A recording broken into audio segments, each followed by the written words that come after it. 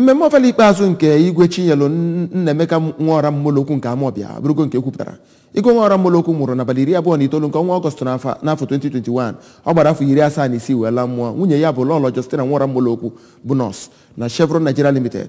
Ma ọ gara akwụkwọ n'ụlọ akwụkwọ dị iche iche dịka Aba Technical College Aba. O mechasịrị banyezie na azụmahịa dịka ezinụlọ ya si wee kwupụta. Joseph Ogbocha pụtara ya akụkọ.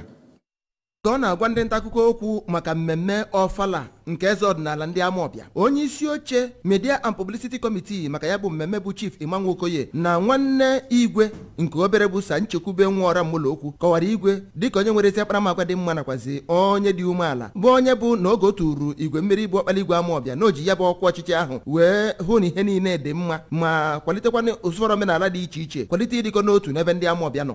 Dịka o si wee mee ka amata e nwere ọtụtụ ihe dị iche iche maka ya bụ mmemme a ga-aka ụka bụ nke ga-adị echi niile abalị 25 nke ọnwa Ọgọst ma ọkụ elekere 10 n'oge ụtụtụ n'ụgbọ Agịlịga Palace Amawbia. Emechazịa a ga-agba mkpọ na ugboro 21 n'ụbọchị tata bụ Wednesday iji wee kwuo na-amalitego mmemme Ofala Ikpeazu. Emechazie ndị mmadụ na-abịa mgbaru ụbọchị Fraịde abalị 26 nke ọnwa Ọgọst n'afọ a ga-agbakwa mkpọ na ugboro 21. Emechazie egwu ufia na-akụ ndị ọzọ Amawbia na-abịa mgbaru ma ọkpala Igwe Amawbia ma ndị nọ n'obi Igwe, ndị nze ekwu ụmụ eze nakwazi ndị nze Amawbia, ndị ọgbọ dị iche iche bụ ndị Amawbia ma ndị ụmụada ha ga-abịagasị. Ụbọchị Satọde abalị 27 nke ọnwa Ọgọst ga-enwekwa mkpọ na ugboro 21 ọzọ tie egwu omenala dị iche iche. Emechazie Prince Molokwu bụ nwa Igwe edubatazie ya ka eze. Emechazie Prince ga-abanye n'oche eze ahụ yiri uwe Ofala nọrọzie n'etiti osoje eze na President General Amawbia Town Union nakwazi ndị nze na ọzọ na ndị ọzọ Amawbia. Gọvanọ Anambra steeti bụ ọka nkụzi Chukwuma Soludo, ndị isi na gọọmenti sigasị ebe dị iche iche ka a tụrụ anya na ha ga-esonye n'oke mmemme a. Emechazie ga-eti egwu Ofala Ikpeazu nke Prince Molokwu ga-agba ya na ndị nọ n'obi Igwe.